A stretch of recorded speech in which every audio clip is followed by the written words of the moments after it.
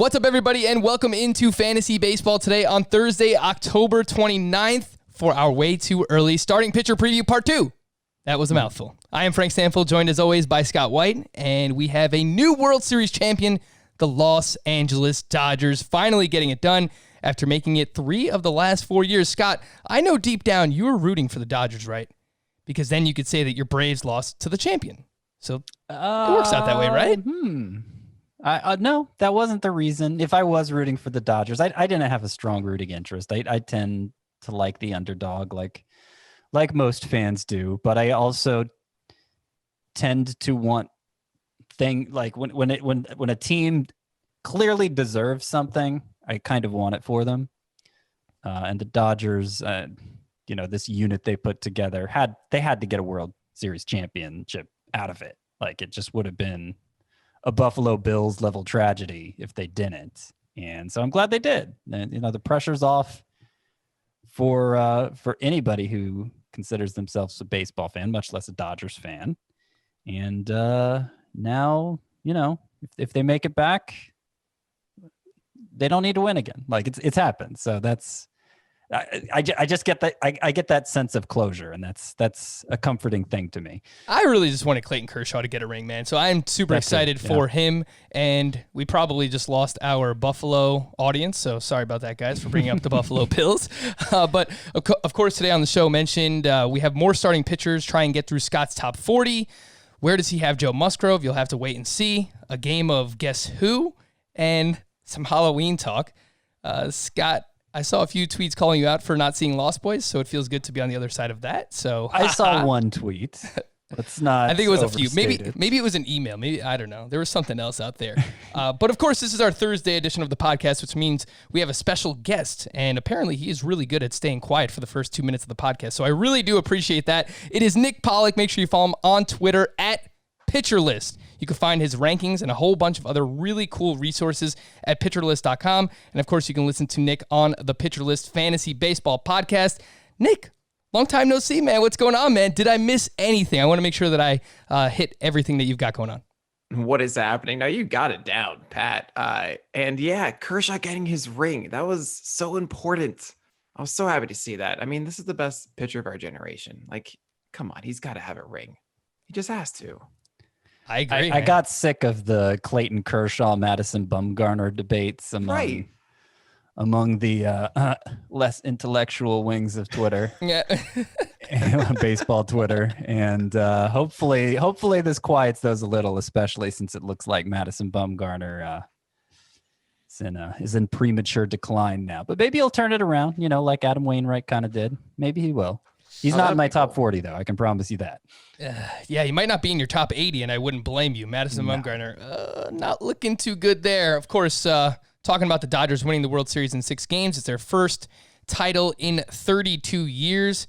I don't want to hark on this too much, but, man, Kevin Cash, what are you doing, dude? Like, Blake Snell absolutely dealing. 5 1/3, 2 hits, 0 walks, 9 strikeouts, and he takes him out. Nick Anderson has not been pitching well, and he winds up blowing the game. Like, Nick, what is going on? Like, why do good managers just turn into pumpkins when they are in the biggest spots? Like, I understand there's a lot of pressure, but why take out Blake Snell there? Why? So, okay, in Cash's defense, they do have a fantastic bullpen, and this is a 1-0 game, and you have to rely on the thing that got you there, which was this, and not Snell. Honestly, Snell hasn't pitched a quality start since July 21st of 2019. Boom. So I can understand that this is not the MO that they've had, but bringing in Nick Anderson, who has been struggling, I don't know if that was the right call there. And Snell, I mean, honestly, someone shared a GIF with me today of Mike Mussina telling Joe Torre to stay in the dugout. Yeah, I saw that one the other night too. And there's a part, I mean, I love that. It's so great. And that kind of conversation just doesn't happen anymore unless you're, the aforementioned Madison Bumgarner, essentially, right? That's exactly what I was going to say. Is like pitchers nowadays just can't do that.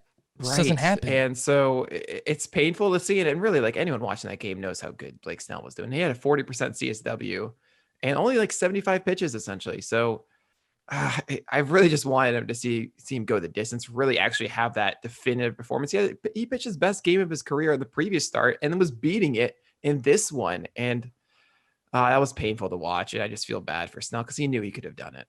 Yeah. You watch him in the post-game press conference too. He's like, it's not up to me. I wanted to keep going, but he didn't throw anyone under the bus. So Right. I guess you just kind of take it and move on. But man, he looked fantastic. And that's part of the tantalizing upside when it comes to Blake Snell. And we'll talk about him a little bit later on as well. Scott, I know that you're writing an article about players who excelled in the postseason and how that can affect their fantasy value in the future for the 2021 season. Randy Arozarena, I don't really know what else we could say about this guy. He hit another home run in Game 6. That brought him to 10 home runs, 29 hits in 20 postseason games. I have a feeling he's going to be drafted inside the top 100, Scott, and maybe even like really high inside the top 100 next year, which is scary. Yeah, I mean, I don't think I don't think it would be unjustified. When I did my outfield rankings before the playoffs were over and he added on a few more home runs, I had him 38th in the outfield, and I thought that was being fair. Going to have to re-examine that. I think he ended up with, between the regular season and postseason, he ended up hitting 17 home runs in 141 at-bats. If you look at the slugging percentage leaderboard, for you take those combined stats, regular season, postseason, for Arozarena, his slugging percentage would have led all qualifiers during the regular season by a considerable margin.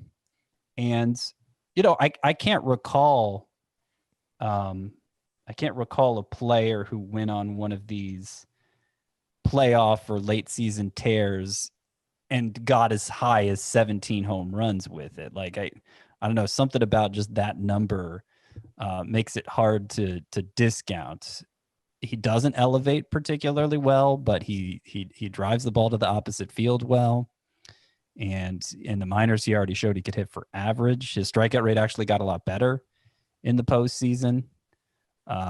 He's a fast runner, and we didn't really see him steal many bases. He only stole 4 bases between 2 months, what it amounts to basically. But he's certainly capable of stealing more if the Rays let him. And right now, I mean, if there's anybody in the Rays lineup you're going to pick to play every day, that they'll be willing to play every day, they don't tend to do that with many hitters, but he would be the guy, right? I think they started him every single game of the postseason. So I reserve some skepticism, but it's been mostly shattered by the way he closed out the postseason. Yeah, you mentioned he's a fast runner. He's also a fast tumbler, as we saw as well. But he got back to his feet. It was pretty impressive. He did it all very quickly. All right, let's get into some of the starting pitchers. Just before we do that, we ask all of our guests this question, Nick, and now you are going to have your opportunity to do so as well. Look, we are speaking with Pitcher List. Of course, we're going to ask him what is pitching going to look like in 2021. This is kind of an impossible question to answer, but you could try your best. Just, your own personal opinion, how you think things are going to go. How are we handling pitchers next year? What are we doing in terms of how can we project more than 150 innings for guys like Corbin Burns and Jesus Luzardo? What are we going to get out of Walker Buehler, who has these blister issues and he's been handled with kids' gloves by the Dodgers as well? Like, I think innings projections are going to just be all over the place for 2021, Nick. Yeah, it's going to be really weird. The main thing I want to focus on is those that have pitched like 180 plus innings in the past, I feel are safe.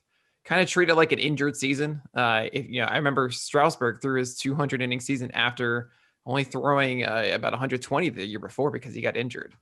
And that's kind of how I imagine, like Lance Lynn. They're not going to say, Lance Lynn, stop throwing. We're worried about your arm. He's going to go. He's going to be a workhorse. And anyone that's proven that they can do it in the past, they're going to be let go to go through it. So like Giolito, for example, about 170 and change for 2 seasons. I think he's fine. Buehler has showed that he can go 180 in the past, but that problem is more that's Dodgeritis, and they love to just mess around with pitching depth to prevent overload. And they have the expected playoff run every year. So they're also working in the expected playoff innings that they're going to have for these guys too. So with Walker Buehler, I think it's still going to be around 170 or something like that. But the 200, like he's going to get some days off or some skipped moments in the rotation. But yeah, for like Luzardo and Corbin Burns, it gets really weird. And we do need to be, we need to temper expectations a little bit. I can't help but think, though, that yes, they only threw like 60 innings or 70 innings this season in major leagues, in the majors.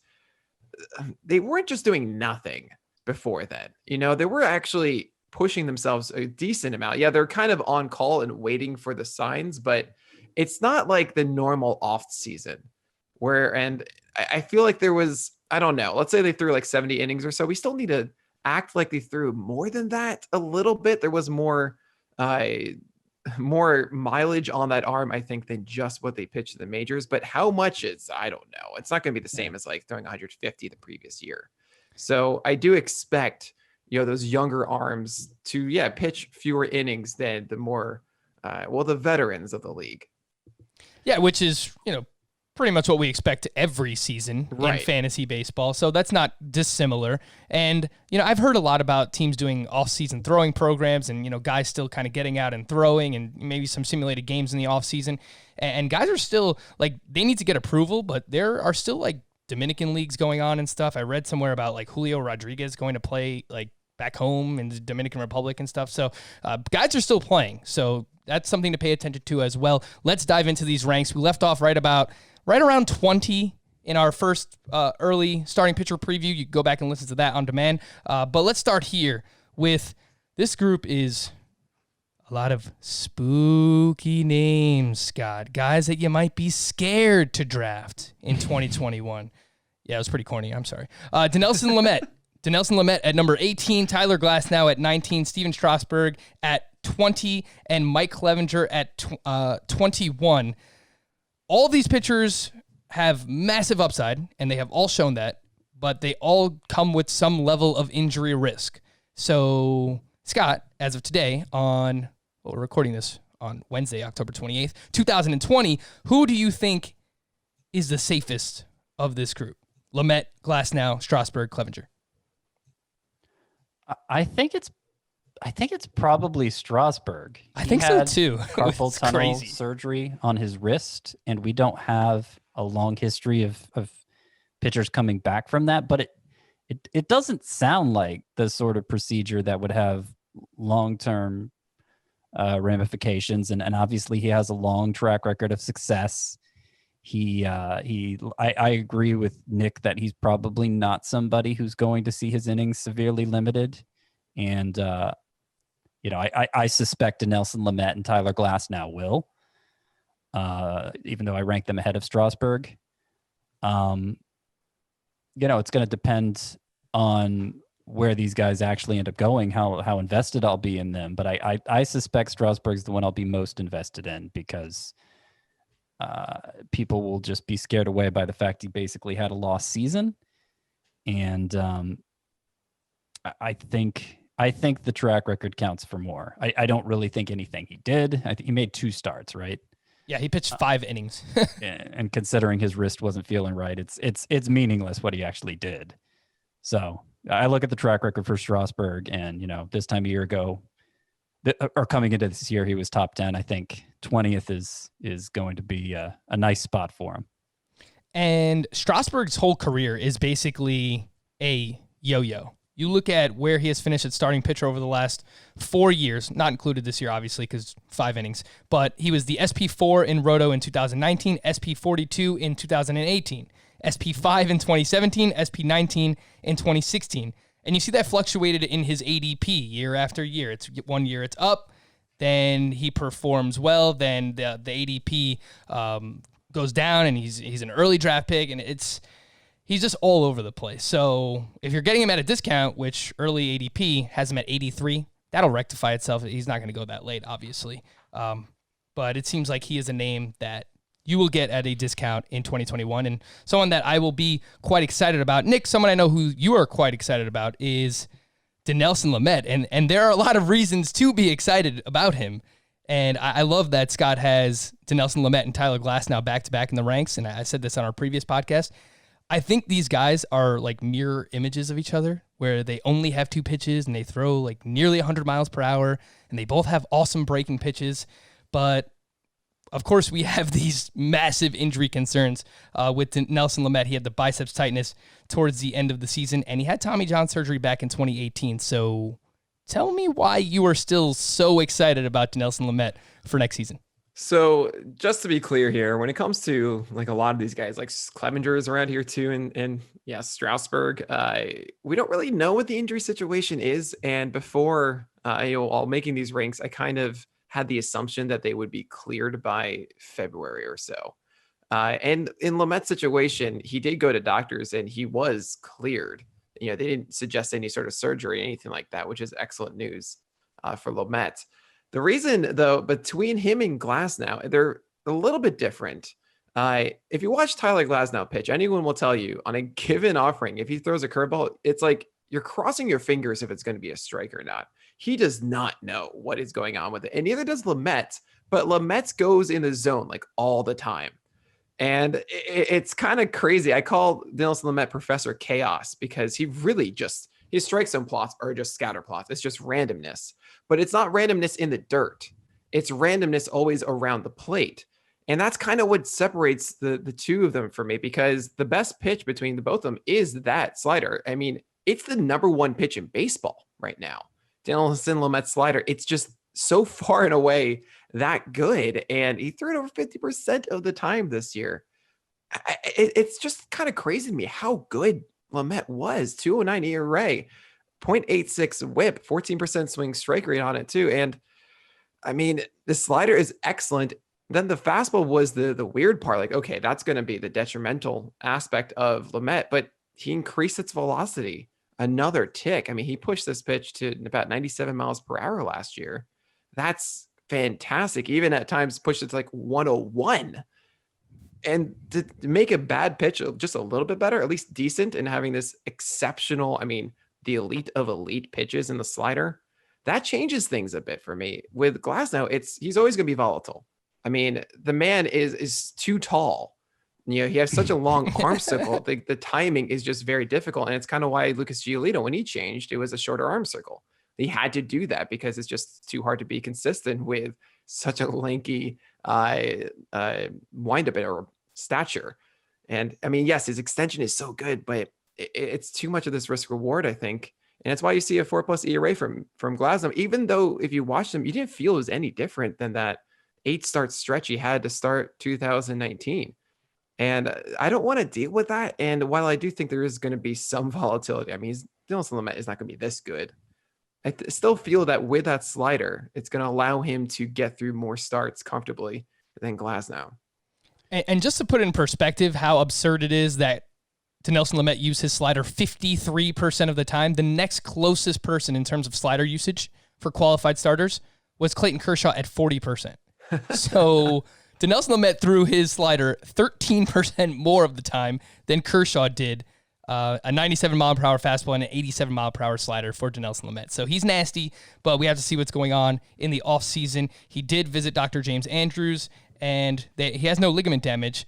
He is going for platelet-rich plasma therapy. So good luck. I'm actually not as worried about the injury for Lamet as I am just he's a couple years removed from Tommy John surgery, and he threw 70 innings this year. And, maybe we could treat it as actually more than 70 innings because of whatever was happening on the side. I don't know. But, just a guy that recently removed from Tommy John surgery, increasing his innings count by 100 the next year.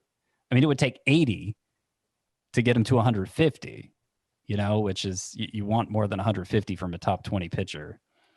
So if there's one pitcher that I hate that we're coming off the short season and don't know how to handle workload situations like that, it's Nelson Lamet, because I want him probably in my top 12 if he was coming off a normal season where he stayed mostly healthy, Yeah, and he pitched that good to be deserving of that ranking. It's just we have to see what happens in the offseason in terms of the injury and what they're talking about in terms of his workload for 2021 as well. Scott, next up in the ranks, you have Corbin Burns at SP22, and you have Blake Snell at SP23. Blake Snell mentioned the upside is tantalizing. When he has all four pitches working, he is maybe the best pitcher in baseball. Like, I don't think that it is a stretch to say that. We saw what he did just a few years ago when he won the Cy Young Award. Scott, I do want to ask you, though, regarding Blake Snell, is he a roto head-to-head category only pitcher? Because he has not completed 6 innings, and Nick brought this up, since July 21st, 2019. So because the Rays treat him this way with kids' gloves, I think that he might just be a roto-only play because he's not going to give you a lot of volume in terms of innings. Yeah, I think there's certainly a limit on his ceiling. I mean, he wasn't somebody who went especially deep into games, even in a Cy Young winning season. He had a lot of win-loss luck that year, and of course, the ERA below 2. I don't think anybody really thought that was sustainable. But I think the expectation was he would continue to increase his innings from year to year, and the Rays would develop a level of trust with the Rays where they're letting him go 7 innings with consistency. And now he's not even going 6 at all, like the minimum for a quality start. And of course, that limits his win potential as well. I mean, he's must start in categories leagues too, because of the ratios he gives you. I think Dinelson Lamet, I'm sorry, kind of a Freudian slip there. I think Blake Snell is the best swing and miss pitcher in baseball. Maybe Jacob deGrom has passed him at this point, maybe not, but Snell's certainly up there. But when you can't ever trust him to go 6, and I just suspect that's going to be the way it is for as long as he's pitching for the Rays, like, you can't have him as your number 1 pitcher, obviously. Your number 2 pitcher, I think, is a stretch. Frankly, I personally wouldn't want him as my number 3 even. But this is another one. We're identifying pitchers early in the offseason that Scott will have 0 shares of in 2021. Walker Buehler was the first I one. had 0 shares of Snell this past season. Walker Buehler was the first one. We figured that out in our first starting pitcher podcast. And now we're figuring out Blake Snell because his early ADP, Scott, it's up there. It is 49.6. But this is something that's differentiated me from the rest of the fantasy baseball community. For a few years now, I seem to put more emphasis on workload than the average fantasy baseball analyst. And I think for these 2 pitchers specifically, given the way their teams, the history of their team's handling of them, I feel pretty confident we're going to be disappointed in their workload again next year. For those 2 pitchers specifically. So that's really what it comes down to for me. I mean, I see the talent too. I wish it wasn't the case that their teams treated them the way they did, but it is. And, I'm going to be a realist about it. Yeah, and the other name that we're lumping in together here is Corbin Burns, who everyone was excited about throughout the course of the season, and how can you not be? I mean, he flashes upside. He had a 4 starts against the Royals, Pirates, Indians, Tigers. 25 innings pitched, 0 earned runs, 37 strikeouts. Of course, they were all great matchups, but like, you don't see other pitchers do what Corbin Burns did against those 4 teams in particular in those 4 starts. So he was ridiculous. Nick, the upside, I think, for Corbin Burns is massive. The whiffs are there. The arsenal is there. He has a deep repertoire. He just needs to fine-tune that command a little bit. The first pitch strike percentage is still a little bit low for me. And as a result, like, he has so much movement on his pitches that sometimes he gets in trouble with the command and he walks too many guys, and that kind of limits how deep he can go into games. So where are you at on Corbin Burns? Heading into next year, what would you feel comfortable with him as your SP2, your SP3, your SP4? So, yeah, probably between 3 and 4. Okay. I love Corbin Burns. I really just want to hit on something really quickly that you mentioned, Scott. First of all, the Lamet point, excellent point. And I think the innings workload is something I do need to consider when I redo my rankings, definitely for him. With Snell, the thing that we're kind of overlooking is, like, he had a 120 whip this year and a 127 last year, and that's not going to change until he throws his slider and curveball comfortably inside the zone. That's dropped considerably since it was in 2018. It was like 38% for each of those pitches. Now they're both below 30%. Fewer strikes with it, forces more fastballs in, and that's why you see the home run per 9 at 1.8 this year, 1.18, both going up. The same with the home run per 5 ball rate as well. That makes me concerned. And yeah, great point. Innings too. We're not going to really see him go the same workload as the other guys. And I'm kind of siding with you, like Lance Lynn, for example, this year. I was in on Corey Kluber because I thought he'd throw more innings.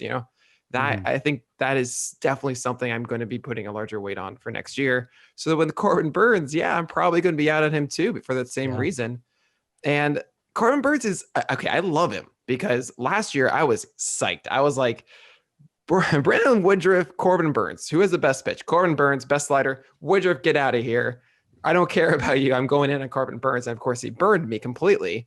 But now he fixed himself because he noticed, hey, my four-seamer, that has cut action on it. You know what? Instead of trying to make a good four-seamer, I'm just going to lean into that and emphasize that cut action. So he turned it into a full cutter.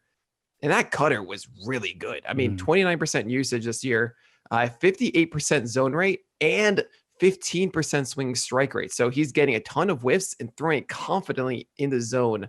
Normally you see with that kind of swing strike rate, it's underneath 50%. It's like 40% or something like that. Phenomenal pitch. And he was throwing it to lefties. Like cutters going inside to lefties, sinkers going in to right-handers. It sometimes burned him though, because he's so unwieldy with that sinker. It would hit guys all the time. But I love that he was missing in as opposed to over the plate with it. And a lot of guys just kept fishing with it. And that's really, really effective for Corbin Burns. I don't know if it's really going to stick. That 10% walk rate is probably going to stick around. While the 37% K rate for Corbin Burns, that's probably not. It's going to be closer to 32% unless he goes to his slider. That slider is stupid good. 12% usage this season on that slider, while it had a swing strike rate of 27%. It doesn't make sense to me why all of a sudden he turned away from that. And I do think there is a balancing act to be had here with Burns where it's fewer sinkers where he can't really control them as much. Turn that slider a little bit more, but that cutter is a new pitch. That's going to stay. So it does mean that there's a high floor here. I think a higher one than we kind of want to give him credit for, but the innings hurt. The walk rate will be kind of questionable. I don't really see a 102 whip either. So it's risky. It's fun, but it's too risky for me. Yeah. And when I was first putting together these rankings, I'm coming off a season where we were breaking it down start by start like we usually do. I had in my mind, okay, I am high on Corbin Burns. I am low on Lance Lynn. And does Corbin Burns throw more than 100 innings next year? He spent so much time in relief and he didn't even get to 60 this year. So, I mean, we know Lance Lynn, mid-30s, last year of his contract. He threw 7 innings more often than not this past year. Like, we know the Rangers are going to work him to death. And I may think he overperformed this year looking at his peripherals. And Burns, start for start, or inning for inning, I should say, I'd take him. But, it could be a huge difference in innings between those two. Yeah, so Corbin Burns was at 59 2/3 innings in 2020 and just 49 in 2019 because obviously he spent so much time in the bullpen too. So we really just have no idea. Is it 100? Is it 120? Is it 150? No, nobody knows. And how can we project? 150 would be crazy. It would be crazy. Be great, but I really have a hard time believing that's going to happen. And then not to mention, there's a thing about the Brewers. I call it camp counseled, where they get pulled too early, kind of like the Rays were. This used to be the thing. It was only Woodruff that would go deep. Now, fortunately, Burns was able to go 7 innings at a time or 6 innings here, but I don't know. Next year they could be pretty careful about that. Don't want to push him too far. It could be a lot of 5 innings for Burns, which doesn't that's even help worse. things. Yeah. That's even worse. I'd rather get fewer starts, 6 innings more often than not than these 4 2/3 innings starts. Right. It's those are called hipsters to me. Headache-inducing pitchers that stifle the entire roster. You don't know what to do with them, and you don't know when you're going to get your innings. Mm-hmm. It's like Lance McCullers. I didn't know when he was going to get 120 innings or so. I was like, do I want this? I don't know if I do or not. And I feel that way with Burns now too. I don't remember the last time I heard an acronym that long, so I appreciate it. Oh, man. Before we move on to our next group, I do want to remind everyone, obviously fall and winter are approaching. I know I need a new wardrobe, and I'll be looking to upgrade at Express. This is truly the easiest sponsor we've ever had because my friends and I have been wearing Express for years because of their unique combination of style, fit, and comfort. We would legit text each other when we found deals over at Express, and that's exactly what we have for you today. We're offering you $25 off your next $50 purchase. All you have to do is text baseball to 397-737. Again, text the word baseball to 397-737. No matter what you're looking for, you can find at Express. With the weather cooling down, they have jackets and sweaters for the fall. If you need to get dressed up, they have suits and blazers. And make sure to check out their Art of the Essential collection. Key pieces of clothing with endless style potential, moisture-wicking performance polos, wool blend V-neck sweaters, and a 3-pack of slim stretch crew neck t-shirts for under $30. So it's a fantastic deal. And the offer that we have for you today, $25 off your next $50 purchase over at Express by texting baseball to 397-737. Next up in the ranks, Scott, you have at 24 through 27, Zach Greinke, Hyunjin Ryu, Zach Plesac, Kyle Hendricks. Don't want to talk about the boring guys. I want to talk about the fun guy. And the one that I don't really know what to do with. I don't know if anyone knows what to do with him. And, of course, that is Zach Plesac.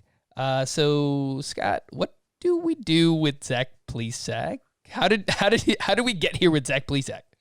Well, first of all, since talking about the different spellings of Zach has kind of become a bit for us, I'm just noticing I spelled his name wrong in my write-up here, in my top 40 Boom. on the site. So I'm going to go in and fix that. But Scott, your brother is named Zach. How can you spell Zach Plesac wrong? I don't know. The real question is, does he spell his name like my brother does? And I don't know the answer to that either. I don't think he spells anybody his knows. name Z-A-C-H. Zach Plesac does. And in terms of fantasy points per start this year, so people will be surprised to hear he was third. He was behind only Bieber and Bauer in terms of fantasy points per start. Now, it was only 8 starts. So, everybody small sample size, of course, but his was even smaller because of that banishment to the minors for violating team rules. But he came back, pitching great still. He's somebody who really started emphasizing his secondary arsenal more, and using his fastball less, and it seemed like it really improved his bat missing ability. He threw a ton of strikes. I could definitely see it. Like, the ERA isn't going to exactly translate because he had an ERA right around 2. Add an extra run to that. But I could see the breakthrough in a broader sense being legit. I just don't know that I'm ready to go there completely after only 8 starts. So, by ranking him 26th, I feel like I intentionally downgraded him some, hopefully not too much, that I'm not going to end up with any shares of him, because I'm mostly optimistic, I feel like. Yeah, Zach Plesac, you mentioned he made 8 starts. He went at least 6 innings in all of them, which, he pitched very efficiently, and one of the big keys for him was command, and the fact that his walks per 9 went from 3.11 in his rookie season in 2019 to 0.98 in 2020. So less is more. Use the fastball less. Used his slider and changeup more, which legitimately became plus pitches. I am pretty excited about Zach Plesac as well, and I think this is a good range to have him. You have him SP26. Nick also has him at SP26. And Nick, I would love to get your thoughts on Plesac. Well, I just think that Scott is right. I don't care what I said. He got the rank right. I don't know what mine was. No, it's really helped Zach Plesac to have this really good changeup you can throw in the zone confidently. 51% zone rate and a 125 batting average allowed this year on that pitch with a 17% swing strike rate. And that allows him to expand the zone with a slider. He upped its O swing from 29% to 43%. That means a ton more chases out of the zone on that slider. Swing strike rates, 17%, already pretty good, up to an elite 24% on it. And that really changed everything and allowed him to not throw that fastball, as Scott mentioned, a ton. And that's kind of the Cleveland way. We saw that with Aaron Savali as well. Shane Bieber has done that. Carrasco's done that. It's really encouraging. And the fact that he went to that alternate site makes me think, like, okay, it was more than like 55 innings or whatever it was for Plesac. It's probably closer to 70 or so he was pitching during that time, I imagine. But it's weird because we talk about like Lamet and Burns, few innings this year. We can't really expect them next year. Cleveland is the one exception to me. They are an organization that is proven to push their starters like all the way as much as they can. And maybe not with Clevenger a little bit because someone named Josh Tomlin was there and they decided to block him with Tomlin. I still don't understand that. But with Plesac, I feel like they're just going to lean on him a lot next year. They're not really going to baby him. They're not really that kind of organization. So I feel a little bit more confident in the innings and the workload of Plesac. The question really is, how much is that fastball going to be detrimental for him next year? And is he going to be able to keep up that 24% swing strike rate on a slider? I want to think so. As you mentioned, the command, Frank, it was there, and not just in that control of that 3% walk rate. I mean, he was truly dominating with that slider and changeup. Fastball was still a little bit lucky, and that could come back to haunt him. But hey, 2.28 ERA this year, fine. That goes down to 3.4. I'm still absolutely loving this with a 25% plus K rate. And yeah, really efficient starts here of 6 to 7 innings each time. He could be incredibly effective for your squad. Yeah, and could be great for points leagues as well because of that volume on a per start basis. So, look, Cleveland just has a knack for developing starting pitchers, and I really don't like to bet against them. So, I guess what I'm saying is I'm in on Zach Plesac. The fastball's not good, but secondary stuff is very good. So hopefully he can keep that up in 2021. We're going to take a quick break. Just want to remind everyone, sign up for our newsletters at CBS Sports Fantasy Baseball today. You will get Scott's rankings and my latest articles right to your inbox. Chris Towers also does a great job with the Fantasy Football Today newsletter. Just go to cbssports.com/newsletters and choose all the ones you'd like to subscribe to.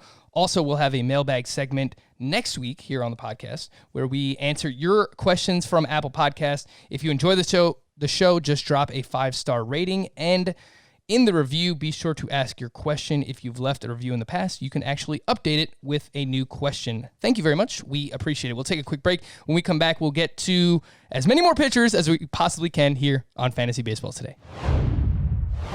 At SP 28 and 29 in the ranks, Scott has Dylan Bundy and Max Fried. And I'll go your way here, Nick, on Dylan Bundy, because I was listening to, I believe it was the Sleeper in the Bus podcast that you did with Paul Sporer, and you guys kind of butt heads a little bit on Dylan Bundy. And I don't think you have my most updated rankings, Frank. What is that? I actually dropped I actually have Dylan Bundy at 32 now. Look at you. Yeah, sorry. That's my bad. I forgot I made that change after sending you the rankings. I actually have Max Fried 28 and Zach Wheeler 29. I agree with this, by the way, Scott. I think you did great work here. Nick, you were anti Dylan Bundy, right? I'm skeptical here. No. It's basically we are we buying into his first 4 starts of the season, basically, where he had a 1.57 ERA during that span. His last 8 starts, a 4.62 ERA. And when Dylan Bundy does not have his slider, he really does not have anything. And we saw that in those starts where he struggled. So I am kind of worried about Dylan Bundy, Nick. Yeah, I am too. It's a case where look, I am so excited about Dylan Bundy. I've been rooting for him to do well for ages because that slider is phenomenal. And back in the day, that changeup used to be phenomenal too. But right, I mean, he had this nice little stretch. It's really hard for me to buy in inside the top 35 or top 40 really for Dylan Bundy when we just haven't seen it for long enough at this point. And he has these detrimental aspects with fastballs that are still very hittable. It's just not enough for me to get on board, where I feel like if I'm getting him around SP 30 or so, then he has to be this again for the most part. And I'm just not ready to buy into that. That basically sums it up for me too. It's just the floor is so low, and there isn't enough evidence given his track record that he's totally right now. So, it sounds like I'm a little higher on him. Still having him 32nd, and you're saying outside of your top 40. Yeah, it's like 41. Yeah, but I expected him to be higher in my rankings than he ultimately is. All right, Scott, so you wound up with Max Fried at 28, and I'm a little bit torn on Max Fried because Me too. You look at the Fangraphs numbers, and it's like, okay, the strikeout rate's not impressive. It's 8 Ks per 9. The walks went up, 3 walks per 9. He had an xFIP over 4. Of course, like the surface numbers, a low 2 ERA, and he had a whip around 1. Those are all fantastic. The swinging strike rate really has not been impressive the past 2 years. It's right around league average, just slightly above it. Those are the bad things. The good, 268 BABIP. Some people might look at that and say, well, that's not sustainable. You look at his career marks. Well, he has progressed as a pitcher and he has gotten better, and he limited hard contact this season to it was 23.8%. His average exit velocity, 83.4 miles per hour. That was in the 98th percentile. So he really does not give up a lot of hard contact, which seems to correlate with a low BABIP. He also has a 53% ground ball rate, seemingly every year. His xERA was 2.97 in the 88th percentile. So, Scott, I am just torn. I don't know what to think about Max Fried. What do you think? I think the floor is pretty high. You have a ground ball rate that high. You're going to limit damage on, in terms of power, the way most teams score most of their runs these days. But yeah, it's weird because I was so high on him coming into this season, and I think at first glance it'll seem like he improved, right? But if he's not going to be much of a control pitcher, if he's not going to be much of a bat misser, and it's really just that ground ball rate he's depending on, there are clear limits to the ceiling there as well. It was only 11 starts, and I may be tempted to give him a pass, especially since he had at least one really good strikeout game in the playoffs. But he went five. He was basically a 5-inning pitcher this year. He had a couple starts where he went 6, but like they treated him.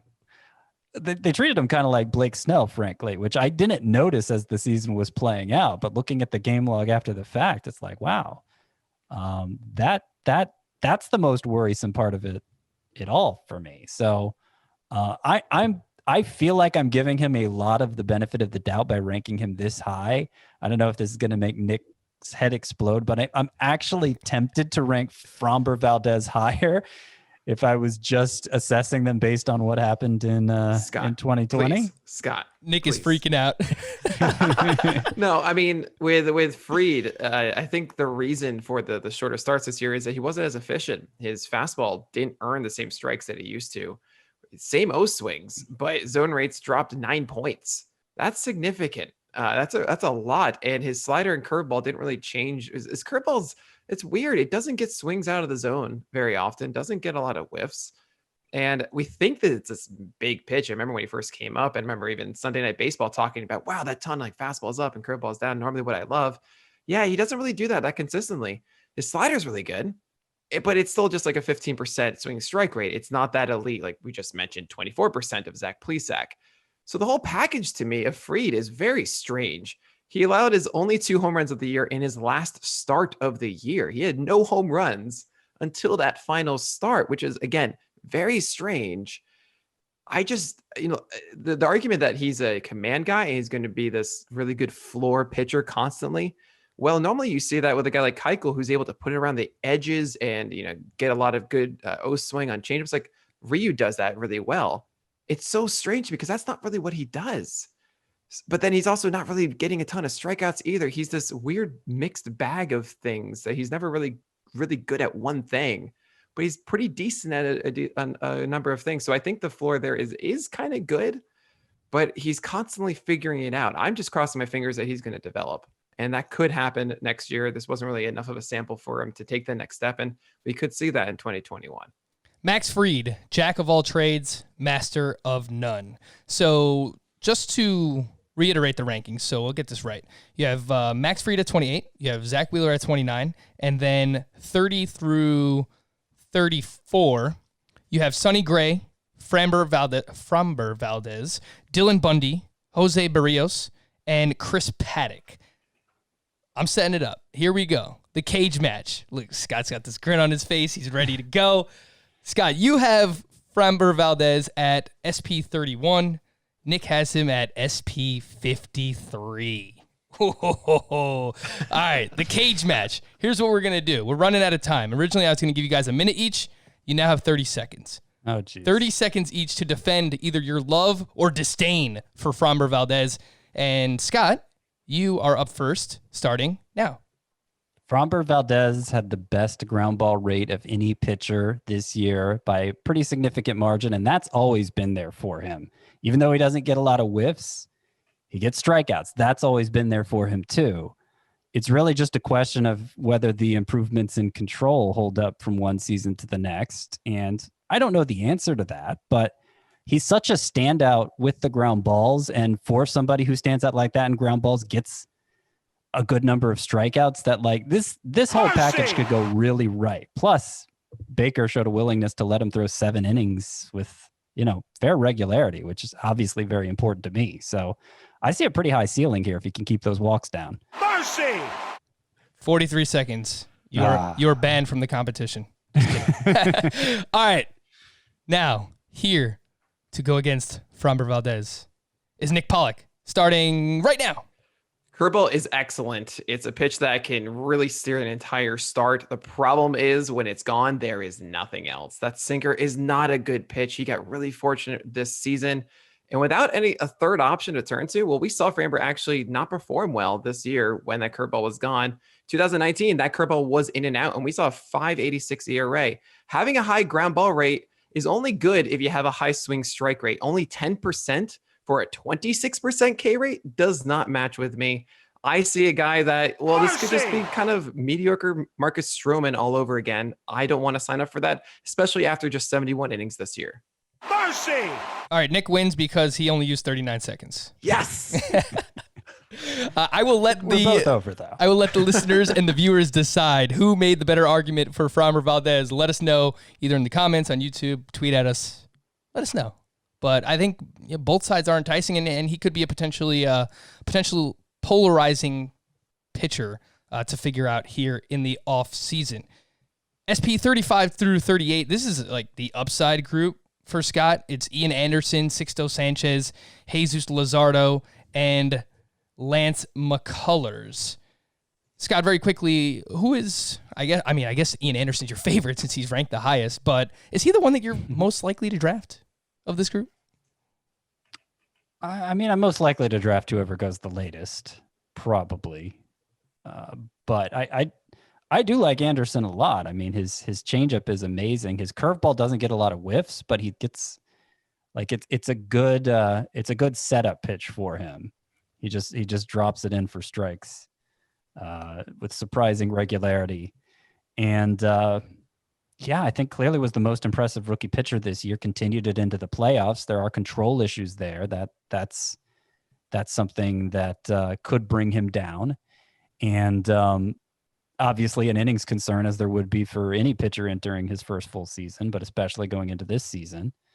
So, I don't want to put too much faith in him. I would be a little nervous if he was my number 4 starting pitcher even, which obviously means I'm planning on going pretty heavy at starting pitcher if I have him 35th ranked and don't want him as my number 4. But I, in a nebulous sense, I like Ian Anderson a lot. Sounds like Scott wants 4 of his top 34 again in 2021, if I heard correctly. Before we started recording, Nick, we spoke a little bit about Sixto Sanchez, and everyone was very excited when he got called up. Obviously, a lot of prospect pedigree, and looking at the early ADP from the 2 early mocks that Justin Mason puts together. Shout out to Justin Mason. Does a great job with those. Ian Anderson, 131 ADP. Sixto Sanchez, 80 ADP. Luzardo, 94. Lance McCullers, 131. So people are clearly head over heels for Sixto Sanchez, and you are a little bit more skeptical. Why is that? Yeah, so I have Sixto at 37 right now, and I'm probably going to put him closer to 47. The main problem with Sixto is I just don't trust him. His stuff is electric. I was so amped writing his GIF breakdown of his MLB debut. I've not been that excited for an MLB debut in a long time. But the problem is he throws a sinker that's not good at all. I don't understand why he throws it. The four-seamer is just miles better. But he doesn't know where things are going. I mean, his changeup is really deceptive, especially when you throw that hard.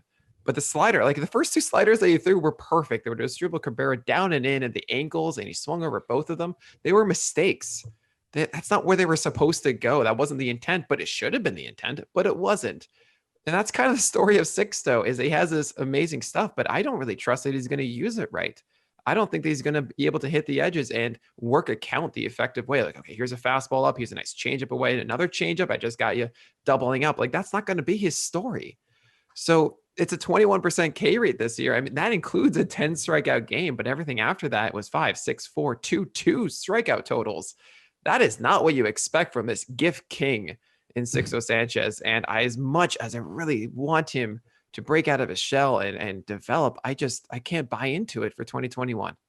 You called Sixto Sanchez what's the gift interesting king. is you're talking about his command being poor, it sounds like, or at least not.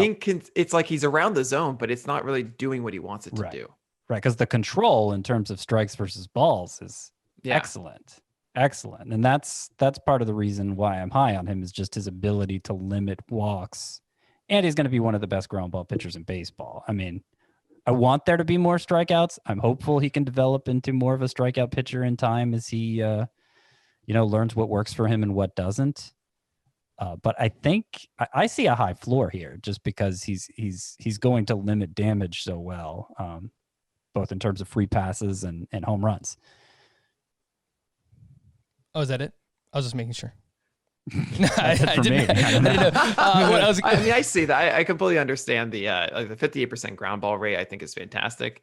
I do imagine it's going to change a little bit for him, as he should lean more into that four seamer instead of the sinker. But yeah, I mean, having that much drop on his changeup is really good. He's one of those guys I used to call appease as a poor execution but awesome stuff. Oh, and another acronym. You like the acronyms. Yeah. Oh yeah, I'm all about them. Yeah. And he's it isn't quite all together. I really hope that this is what we'll get again, that 58% ground ball rate. But there's also 121 whip, even with that 7% walk rate, because of an 8+ hit per 9. And I do kind of think that he might stick around that, maybe even get a little bit worse on that whip if that walk rate does go up. He could go higher on that walk rate, I think, considering that he's not one of those, okay, I'm going to throw a changeup down and away right now. Okay, slider, it's going to go under the zone, it's going to get a whiff. That's just not how he operates. So I am a little cautious here, and what we saw this year may not be exactly what we get. At SP39, Scott has Patrick Corbin, who is Dunzo, and at SP40, he has Charlie Morton, who might retire. So there you go. We got to all 40 starting pitchers. Not really, but wow, kind of. The most negative possible spin on this guy. I love Charlie Morton, but he might retire. So we'll wait and see what happens with him. I do want to play a quick game of Guess Who. Are you guys ready? The way that this will work is I will give you a clue. You can guess a name, or you can not guess a name. I will give you another clue. You can guess a name or not guess a name. And then I will give you a third and final clue. Okay. And hopefully you will get it right by then. Okay. Guess who? Great. Clue number 1. My 10.68 K per 9 was better than Zach Gallen, Dylan Bundy, and Clayton Kershaw. 10.7. I don't know. Ian Anderson? No. Clue number 2. Among starting pitchers with 50 innings pitched, my 3.23 xFIP was third best in the National League East, behind Jacob deGrom I don't and think Aaron an Nola. Not an xFIP guy, huh? No, it's league average. That's a skill set. Third bet. Okay, so good Sierra's xFIP better. for the AL East. Let me find what the Sierra was. I'm going to go NL East. I'm going to say it's Pablo Lopez. It is not Pablo Lopez, but that's not a bad guess, actually. Yeah. Man. The third clue that I have is my early ADP is 227.3, so he's going very late, this gentleman. Must be, because sounds like I'm having trouble thinking of good pitchers in the NL East. All right. So that's the last clue, right? Nick, you said you're a Sierra guy. His Sierra was 3.50. It's pretty good. This guy's a pretty good pitcher in the National League East. Yeah, with that strikeout rate and more than 50 innings. I mean, why? And what am I missing here? It's like his hard contact rate. Flaw here.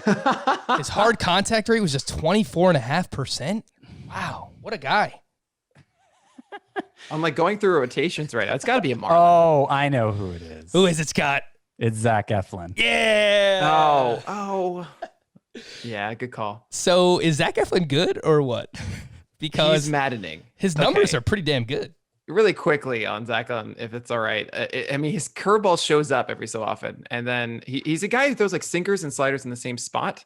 And some days, like guys are like, yeah, sure, whatever, do what you want, and he dominates them. And the other days, like, no, we know what you're doing, and then they just smack him around.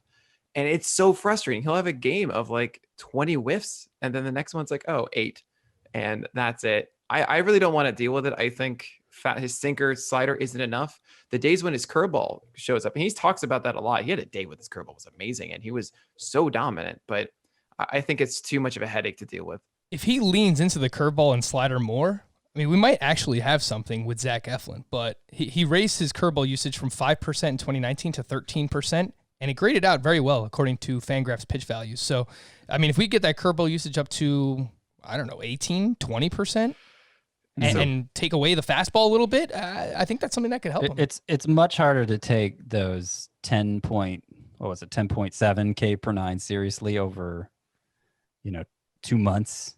Yeah. Than if he, like, I really wish I could have seen how a full season would have played out for Zach Eflin, because it may, obviously it might change my opinion on him. As it is, I have him 60th in my starting pitcher rankings. He's he'll be a sleeper to dive into more and pay attention to in the offseason to see what he's talking. If he's talking about using those off-speed pitches, breaking pitches a little bit more, something I will be interested in. The curveball he was actually for a while, but that he talks about. I think I remember reading an article about it where he wanted that to be a major pitch this year, but he says, yeah, someday, most of the time I just don't really have it, and then some days he does, and it's great. I can't buy into that all of a sudden he's going to tweak one thing and this will be the year that his curveball is going to lock in. We shall see. Zach Eflin. All right, Halloween's coming up, guys. Favorite Halloween candy? You a big Halloween guy, Nick? I added fox ears one year and I was Nick Furry. That's the kind of Halloween guy I am. Have you ever seen The Lost Boys? No. Uh-oh. All right, well. Have you ever heard of The Lost Boys? I think so. You might get like 2 or 3 people to tweet at you angry that you haven't seen The Lost Boys. All right, so I'm the only Halloween guy on this podcast. I'm sorry. I'll just, Yeah, you're it's all right. a Halloweener. We'll have to do. I was going to ask you guys what your favorite costume was, but I guess it's Nick Furry. And Scott, please send me a picture or put it on Twitter of like whatever costume you're wearing for your children this weekend, because I'm kind of excited to see it. Bob, the from builder. Puppy Dog Pals. Come on. Puppy Dog Pals. See you later, pups. All right. Well, That's great. I will actually be in full costume for the Saturday edition of Fantasy Football Today. So if you want to see it, go check out that podcast on YouTube, where you will actually see what I'm wearing. And to answer one of the questions I posed earlier in the show, Joe Musgrove is not in the top 40, which means, Scott, you're doing it all wrong. I'm wearing my Pittsburgh shirt. There's no Joe Musgrove here. Come on, Scott. What are we doing? I have him ahead of Eflin. It looks like he's just outside of the top 50. That's what progress. Yeah, no, I'm 51. I'm half kidding. Half. 51. That's reasonable. All right. He does the same thing every year. He entices us towards the end of the season. All right, Nick Pollack at Pitcher List on Twitter. Make sure you follow him. Make sure you check out his website, his podcast as well. He does fantastic work. Nick, where else can people find everything that you do? Well, also at Instagram, but yeah, go check out our website. I do a ranking every single day of the year called the SB Roundup, going over every single pitch strip from the night before. And of course, top 100 ranks every Monday during the year. So yeah, come check us out. We got some fun stuff in store for 2021. Scott is on sabbatical next week. He will not be here, but I'll be joined by more guests. Do I know who those are yet? Maybe, maybe not. Probably not. For Scott and Nick, I am Frank. Thank you all for listening and watching Fantasy Baseball Today on our YouTube channel. We'll be back again next week. Bye-bye.